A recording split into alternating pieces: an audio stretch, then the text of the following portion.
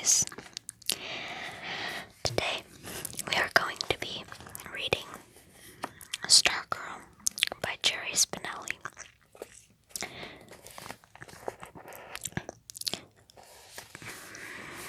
It is a very small book. It's probably as long as my hand, and I apologize for the sloppy setup, but this is what I had to work with because I just decided that I wanted to film ASMR, so let's get started. We're reading chapters 1 through 3 today.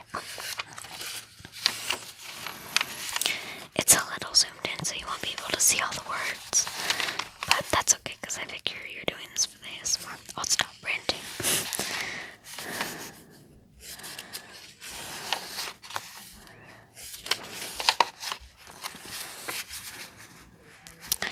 Chapter 1, Porcupine Necktie. When I was little, my Uncle Pete had a necklace with a porcupine painted on it. I thought that necktie was just about the neatest thing in the world. Uncle Pete would stand patiently before me while I ran my fingers over the silky surface, half expecting to be stuck by one of the quilts. Once he let me wear it, I kept looking for one of my own, but I could never find one. I was 12 when we moved from Pennsylvania to Arizona. When Uncle Pete came to say goodbye, he was wearing the tie. I thought he did so he could to give me one last look at it, and I was grateful. But then, with a dramatic flourish, he whipped off the tie and draped it around my neck. "It's yours," he said, going away present. I loved that porcupine tie so much that I decided to start a collection.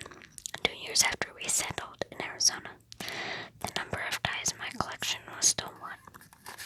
Where do you find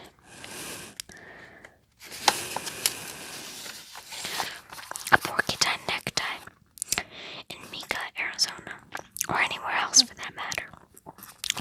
On my 14th birthday, I read about myself in the local newspaper. The family section ran a regular feature about kids on their birthdays, and my mother had called in some info. The last sentence read, "As a hobby, Leo Borlaug collects porcupine neckties." Several days later, coming home from school, I found a plastic bag on our front step. Inside was a gift wrapped bag. Package tied with yellow ribbon. I'm so bad. The tag said "Happy Birthday." I opened the package. It was a porcupine necktie. 2 porcupines were tossing darts with their quills, while a third was picking its teeth. I inspected the box, the tag, the paper. Nowhere could I find the giver's name. I asked my parents, I asked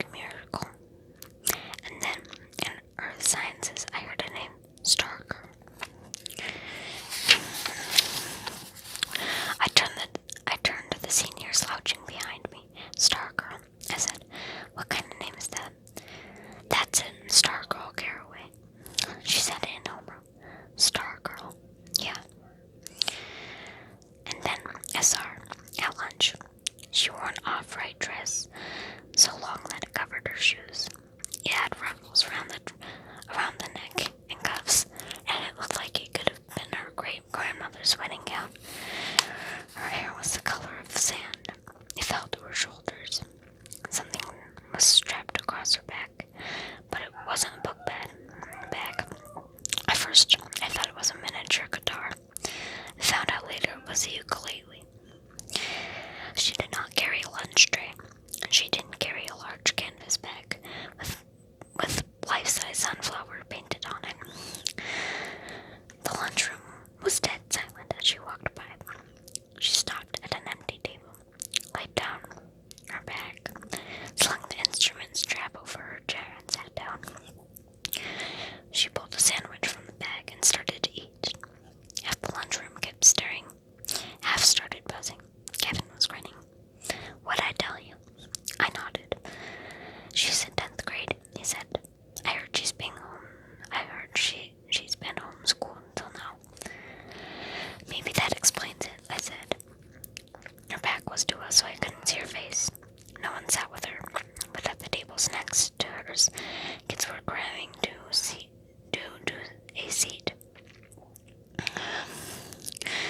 She didn't seem to notice. She seemed marooned in a sea of starting, buzzing faces.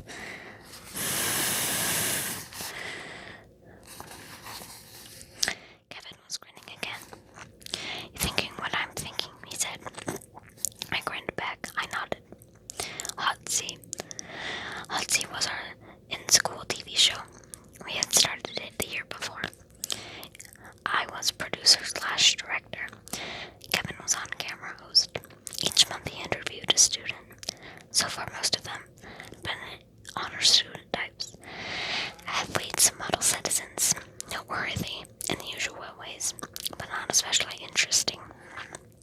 Suddenly, Kevin's eyes boggled, and the girl was picking up her ukulele, and now she was strumming it.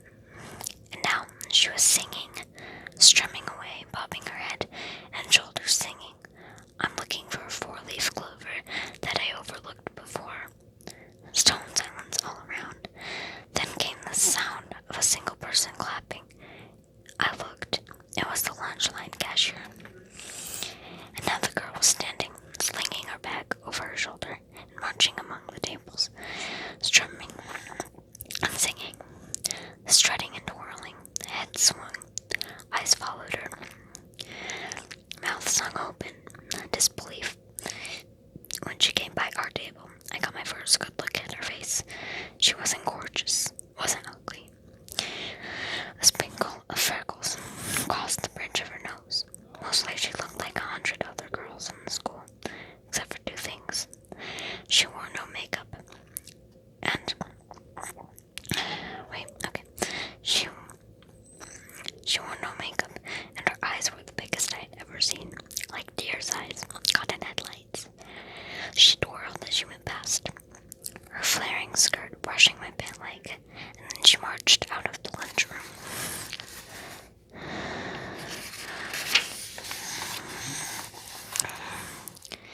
From among the tables, 3 slow claps. Someone whistled and someone yelped. Kevin and I gawked at each other. Kevin held up his hands and framed the marquee in the air. Hot scene, coming attraction, Stargirl. I slapped the table. Yes, we slammed hands. 2. When we got to school the next day, Hillary Kimball was holding the cord at the door. She's not real, Hillary said. She was sneering. She's an actress. It's a scam. Someone called out, "Who's scamming us?" "The administration, the principal." "Who else? Who cares?" Hillary wagged her head at the absurdity of the question. A hand flashed in the air. "Why?" "School spirit," she spat back. "They think this place was too dead last year. They think they plant some nutcase in with the students, like they plant narcs in schools." Someone else shouted. Hillary glared at the speaker, then continued. "Some nutcase who stirs things up. Then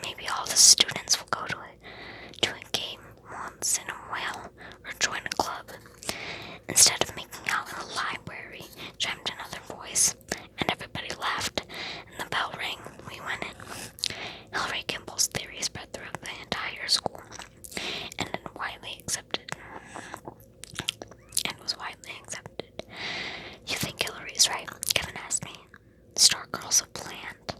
I snickered. Listen to yourself. He spread his arms. What?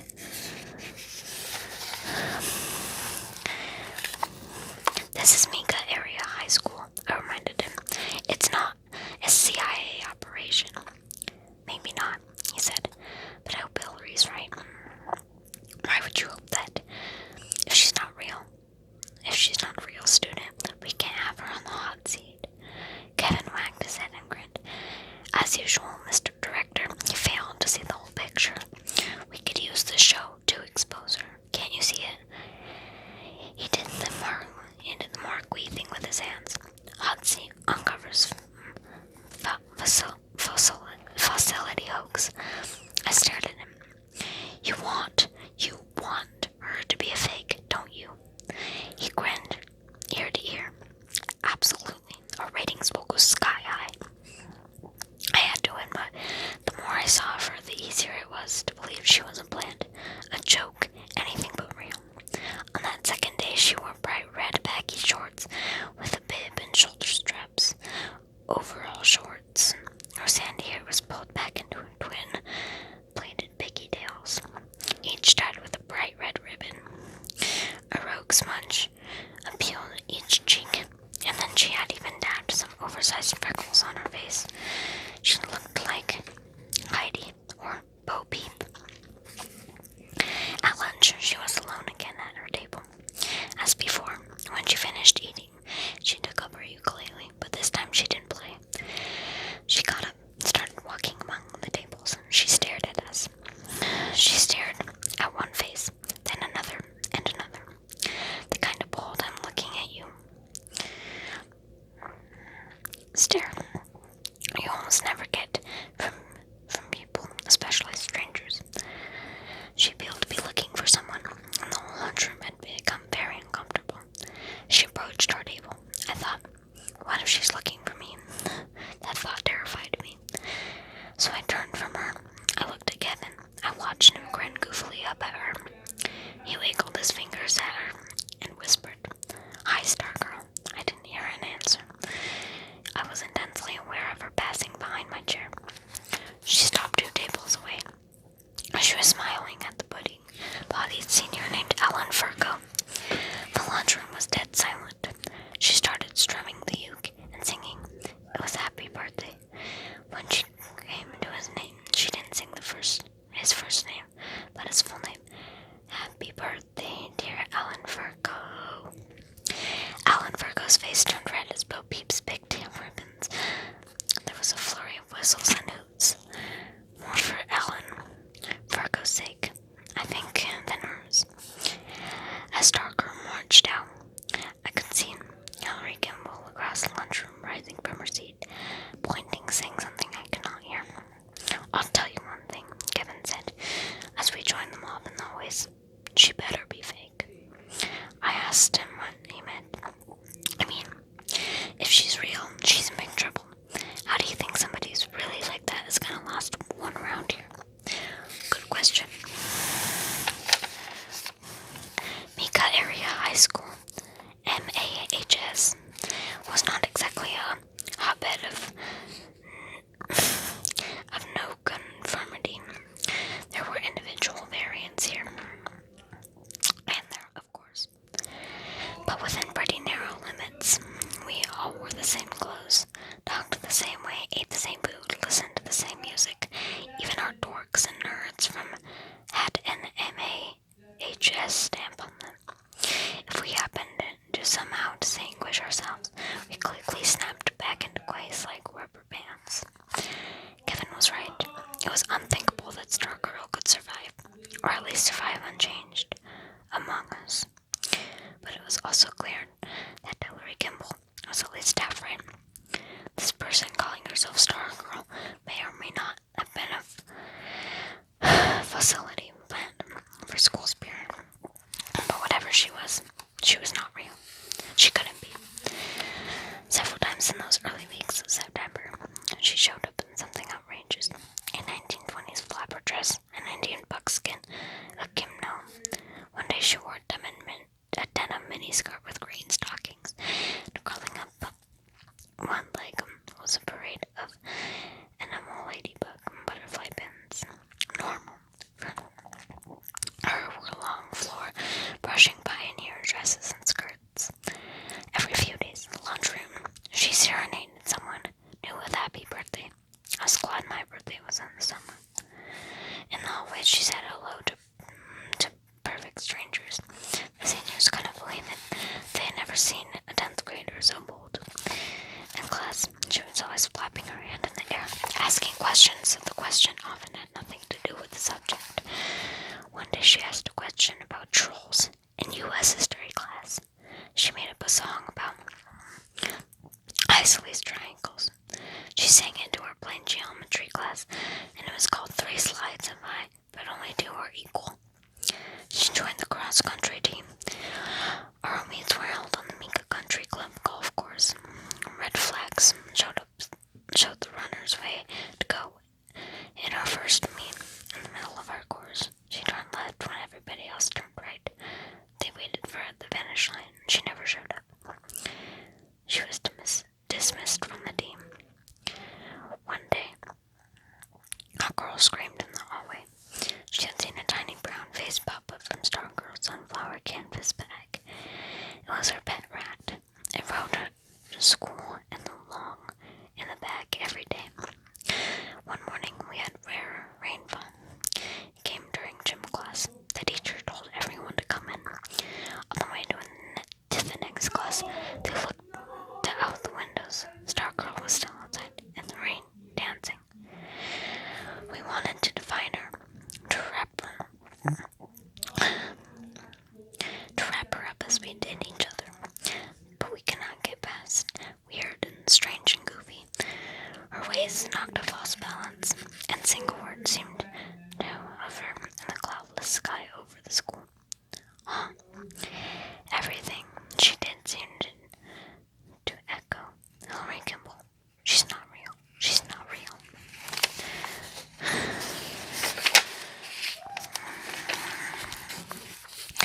And each night in bed, I thought of her as the moon came through my window. I could have lowered my shade to make it darker and easier to sleep, but I never did. In that moonlight hour, I acquired a sense of the otherness things. I liked the feeling the moonlight gave me, as if it was the opposite of day, but its underside